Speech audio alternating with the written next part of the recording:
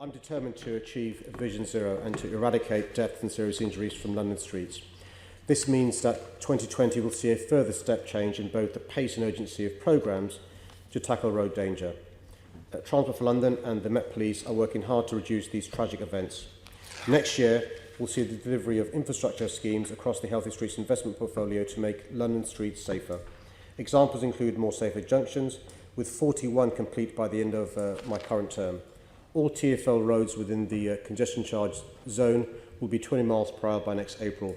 TfL is on track to meet my target of tripling the amount of protected space for cycling, and the expansion of the cycle network will continue at pace. Communications and behaviour change programmes such as TfL's powerful new Watch Your Speed marketing campaign will continue to improve road user behaviour to reduce risk on our roads. I launched the Direct Vision Standards in October.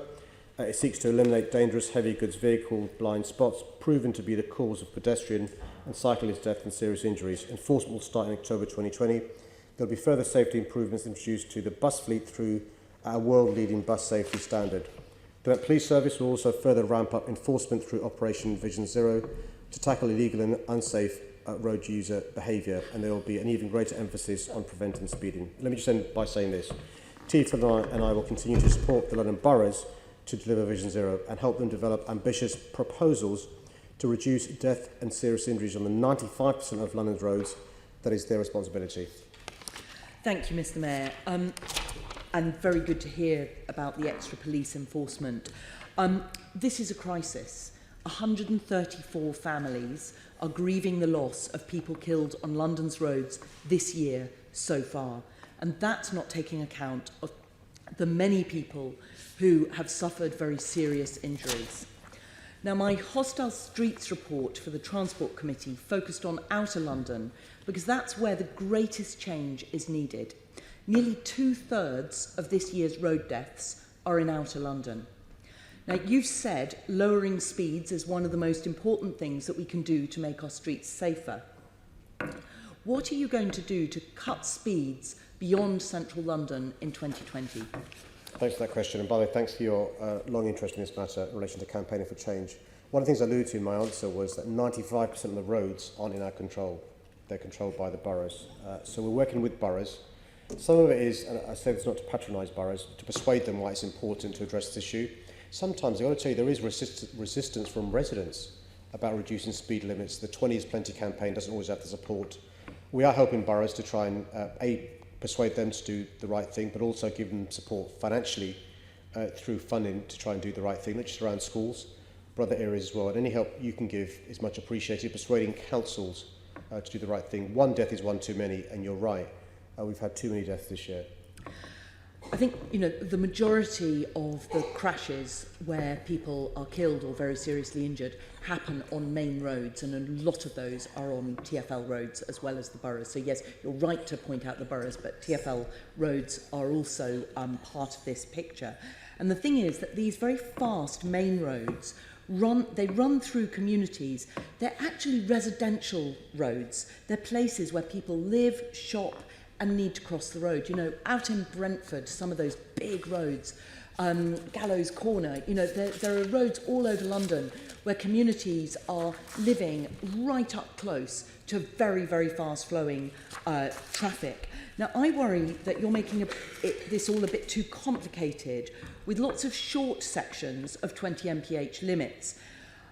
Have you thought about TfL trialling 20 mph limits on whole sections of road in its control beyond central London, so rolling out 20 mph much more widely? Yeah, so what we're doing, Chair, is working with the boroughs within the C-charge area, 20 miles per hour from April, and then the plan is to have Transport for London road network move in that direction going forward as well. And so one could argue that's a form of piloting, as you've been suggested, which is we do it first in central London and then roll out. The reality is, you know this, but if a car is going faster and comes into contact with a human being, there's more likely that person suffering serious injury, if not death. And that's why it's important to encourage drivers to go slower. So the 20 is plenty. The idea is to spread it across London. We start in central London. Okay, so you've started in central London, but you've got most of the crashes in outer London. Do you have plans to roll it out over this next year in outer London? It won't happen before the mayoral election. We think we'll get to central London by April 2020. It will happen after the election, should I win a second term. Okay, thank you. Now, with fellow members of the Transport Committee, I recently visited the Sarah Hope phone line, which is there to provide support for people affected by traumatic incidents on London's transport network. Sarah Hope's original vision was for this line to help road crash victims. How do we support the line to reach more of these people? Well, I spoke recently with those responsible for this charity, and one of the things we discussed was how we can reach more people, whether it's better marketing. I know I get criticised by these guys for marketing.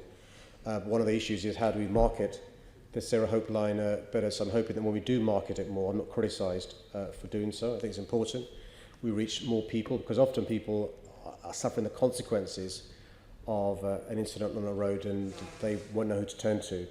And so I think we've got to make more people aware of the fantastic work the Sarah Hope line does. And I've seen for myself with the Croydon tram crash, but other injuries across London where it's been a real lifesaver. Certainly, I mean, when I visited the Sarah Hope line with the Transport Committee, we noticed that the cases were mostly public transport related and not from traumatic incidents on the road network.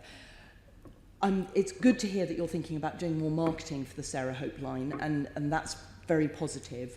Will you ensure that the Sarah Hope line is able to support everyone affected by death and serious injury on our transport network, including on London's roads? That's the ambition. You'll appreciate why, for obvious reasons, those who suffer injuries through public transport are more likely to hear about the Sarah Hope line, because TfL can then tell people who've suffered an injury or brief families about it. Question, how do we reach those who've suffered injuries, as you've said, in private accidents across London? And that's what we're looking into, how we can market the Sarah Hope line more. I'm afraid it does come at a cost. And we'll have to be careful about taking on those who say we shouldn't be marketing the Sarah Hope line.